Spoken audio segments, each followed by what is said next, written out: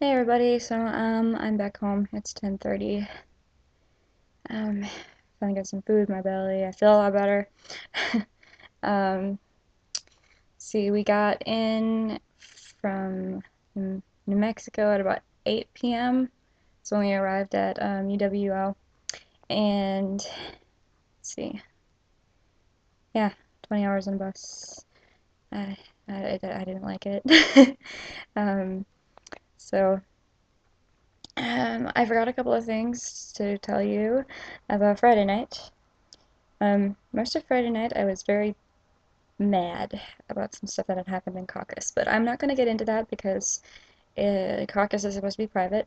So, um, anyway, so after caucus, I went out and ate while everybody had the Shabbat dinner, and well, I had originally wanted to go back to the hotel because I was so mad. Um, we did have to stay, but like that was for the better anyway, because towards the end of the Shabbat dinner, they had um, a flamenco dancer come up with her band, and they played and one of the guys sang, and it was really cool. Like that like totally made my day, fixed all of the issues. I was good when I got back to the hotel. I was totally happy because I am a cultural freak. I love seeing things like that, and it makes me totally open up. Like honestly, my first experience with um, other cultures was when I was in second grade, and we had Comanche stomp dancers come out. It was really cool. Anyway, so yeah, like that totally opened the door for that kind of stuff. But anyway, so Saturday, um, Saturday was slow. I think the first thing I went to was I'm Not a Racist, but which basically tried to give us suggestions on how to talk about race and diversity on college campuses. Um, it, different activities and things like that, and how to, get people talking, and the different groups you could get into. Um, and then after that, there was, so what was the keynote address that day? Um, Dr. Crenshaw was the keynote address for that morning, and she talked about um, there was a lot of things she talked about, like, and me and with my lack of caffeine, I couldn't really pick all of it up, but I caught a lot of stuff about um, how um, race and gender and all that is just it mixes together and can cause a lot of issues in someone's life. Like she mentioned a court case in which um, General Motors would not hire these African American women, and they tried to sue them, and then the judge said that they couldn't argue either card. They really couldn't argue either card, that they were African American and that they were women. If they, they couldn't, they didn't want to choose just one because, why can't you hire an African American woman to be your secretary or something similar to that? But then that was the white woman's position and things like that. And then um, she had an unequal opportunities game, I guess, and I didn't go to that. I went to, see, actually, I spent the second workshop processing because the day before had been really hectic, and so um, we decided to just, my friend Joey and I decided we were going to sit down and talk. So we spent our second workshop talking, and then the third workshop I went to was, um, oh, I can't remember. Oh, immigrant women in the U.S. This is extremely good for me to know about.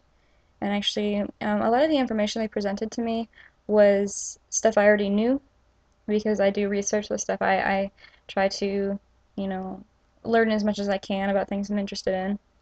So, immigrant women in the U.S.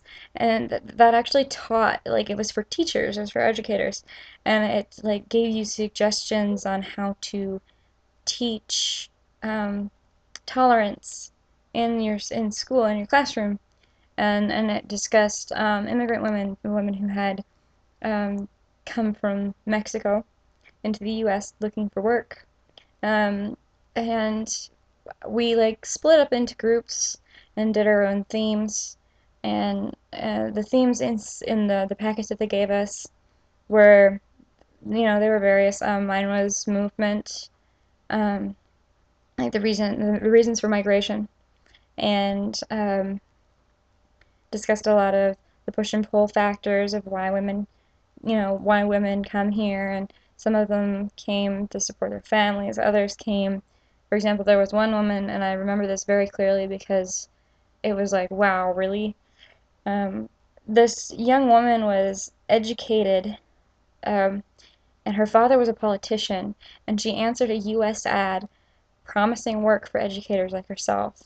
She ended up living in a renovated chicken coop, and by renovated I mean like, you know, switched up to be used for workers, and she worked in a vineyard.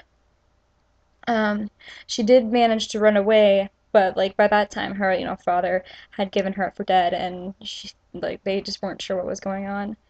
But it's amazing to hear things like that because it's like you think it's originally you think it's the poor, it's not, it's not the educated, it's people who don't have any money. But the truth is they're being, even the educated people are being conned into this stuff too. And I think that's honestly atrocious. It's terrible that is so terrible that an American, anybody even, would do something like that. That just, oh, that makes me so mad because I mean, nobody should be conned into something like that. Nobody. They have and I want to discuss the whole thing on they're the immigrants. They're undocumented immigrants. They're not illegal aliens. Alien just, and I totally agree with this idea. Alien makes them inhuman. It doesn't make them human at all. You're saying they're not even from this planet, basically. And I know a lot of people can take that out of context and blah, blah, blah, but that's the truth of it. The truth is, they're not illegal, they're just not documented. Okay? So, really, and to think that people get treated like this, and it happens everywhere, I know it's not just in the States, so that just really, oh, it makes me mad that anything like that could happen to someone. Um, and the reason that this is important to me is because I am going to be a Spanish teacher, so I will be dealing probably with students who have, undocumented immigrant family members, or even, their parents could be. I don't know, because I'm not sure what the future is going to bring. But I mean, that's something I felt that was important that I need to deal with. On top of that, I am in training to be a sexual assault advocate, so this is very important to me because it reinforces the idea of confidentiality for these women who come forth. That they might not be documented immigrants, so there's always that confidentiality as a sexual assault advocate that is the most important thing about it. Let's see. After that, we went to eat. And then we went to caucus, and caucus was very small because everybody's, running back home and everything. So um, we hung out with people from our group mostly and discussed a variety of different things and what had really impacted us that day. And then we went and got on the bus, and the bus was here, and then we ended up waiting for 45 minutes because some people got caught up in caucus, and other people went to eat, and then they were like so far away. So we ended up like being like almost an hour late from the when we had really originally planned to go. So anyway, I guess overall, the process of going to WPC 13 has been exhausting. I won't lie, it's emotionally exhausting, it's physically exhausting, because nobody likes sleeping on that freaking bus. I will promise you that. And, but other than that, I mean, it was beneficial to me. It was a very new experience. Um, between, you know, I didn't feel like a lot of the stuff that they were telling me was really, I don't know, there were new things, but then there were things I already knew about.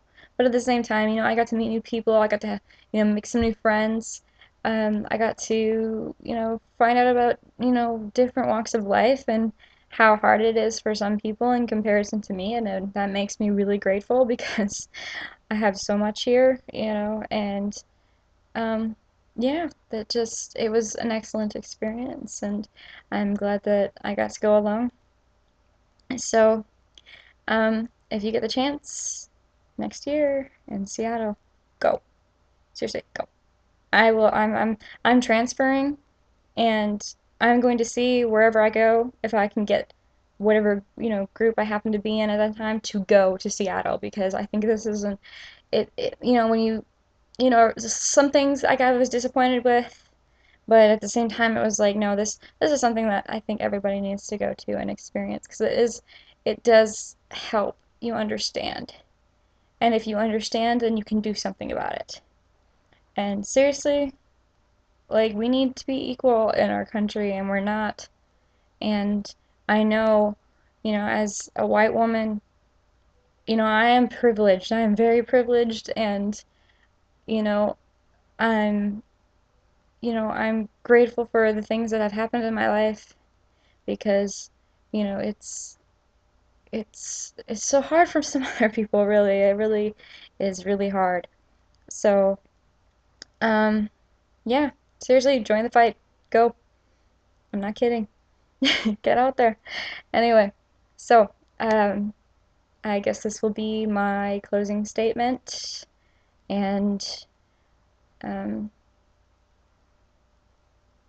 this experience has been amazing, and thank you to our sponsors, and thank you to all the people out there that helped me understand more about, you know, the cultures and you know, the races that I don't know anything about, or you know, for helping me understand a lot more. So, I guess I will talk to you guys later. See ya.